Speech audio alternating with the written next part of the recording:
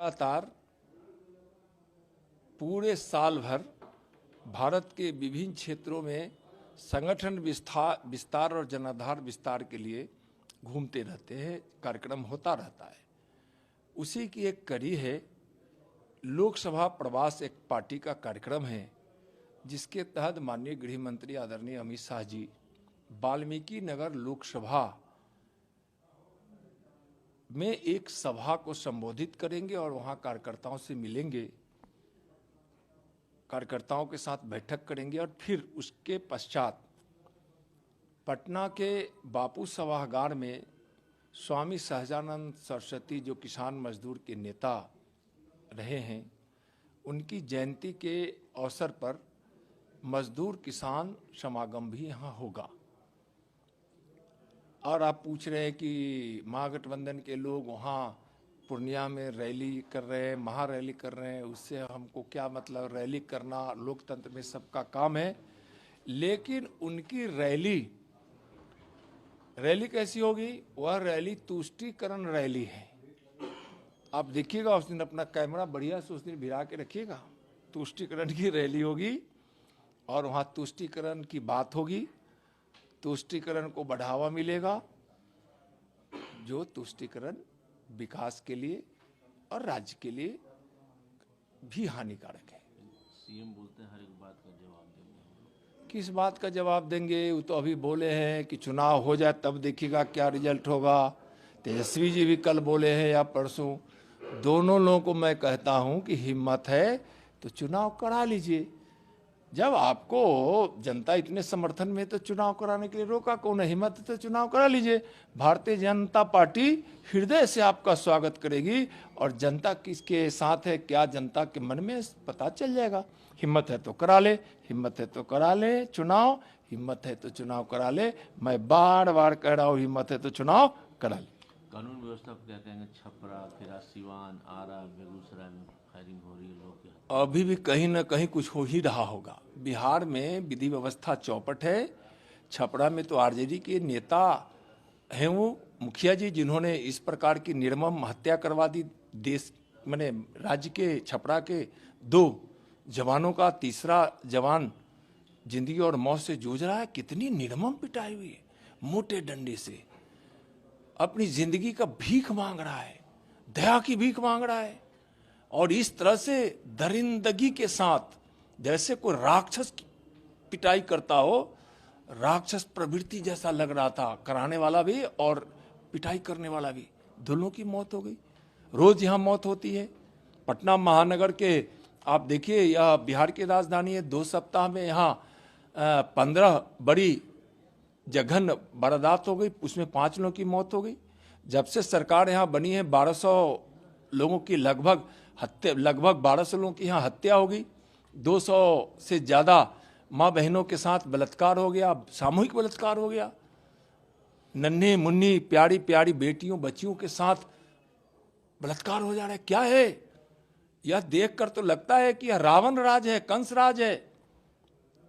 रावण राज और कंस राज की तरह यहां अत्याचार हो रहा है।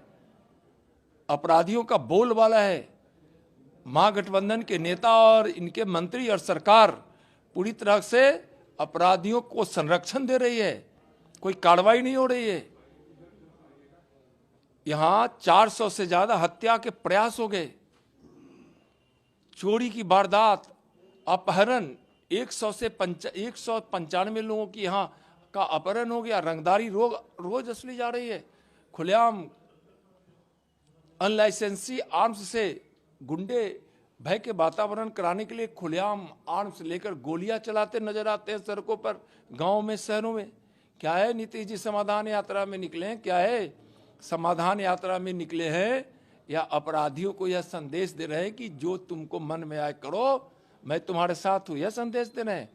नीतीश जी खुद एक इतनी बड़ी समस्या बन गए हैं, तेजस्वी जी खुद इतनी बड़ी समस्या बन गए हैं कि समस्या का समाधान होता है, लेकिन समस्या जब कोई हो जाए तो समस्या कभी समाधान नहीं कर सकता है। ये लोग तो खुद समस्या बने हुए हैं, समाधान क्या करेंगे?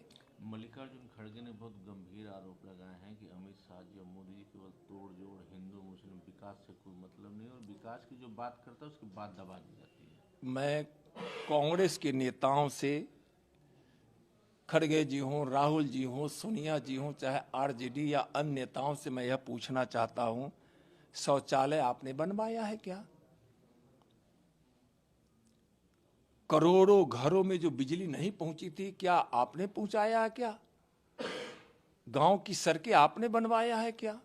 मनरेगा का मजदूरी मानदेय आपने बढ़ाया है क्या? मनरेगा का बजट आपने बढ़ाया है क्या? क्या आयुष्मान भारत के माध्यम से इलाज आप करवाए हैं क्या? प्रधानमंत्री आवास योजना के तहत आप कितनी राशि देते थे? आज प्रधानमंत्री जी जब प्रधानमंत्री आवास योजना के लिए आज 1.5 लाख की राशि देते हैं, शौचालय बनता है उसमें, रसोई घर होता है उसमें, अच्छा एक घर बन जाता है छोटा मोटा। आज किसानों के खाते में पैसा वो भिजवाते हैं क्या? क्या गरीबों को मुफ्त अनाज देने का काम कांग्रेस की सरकार की थी क्या?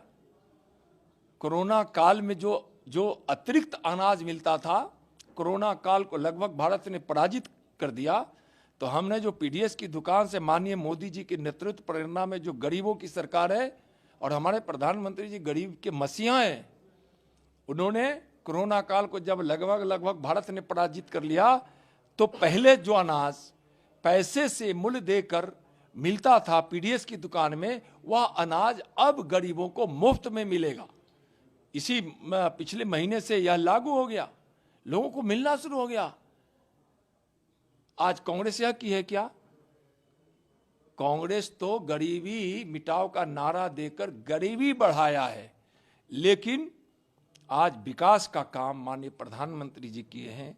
गरीबों की जिंदगी में खुशियां आए, उसके बच्चे पढ़े, उनके घर में कोई बीमार पड़े तो इलाज हो, गांव की सड़कें बने, बच्चों को पढ़ने के लिए अच्छी अच्छी संस्थानें हो, अपनी मातृभाषा में लोग पढ़ सके,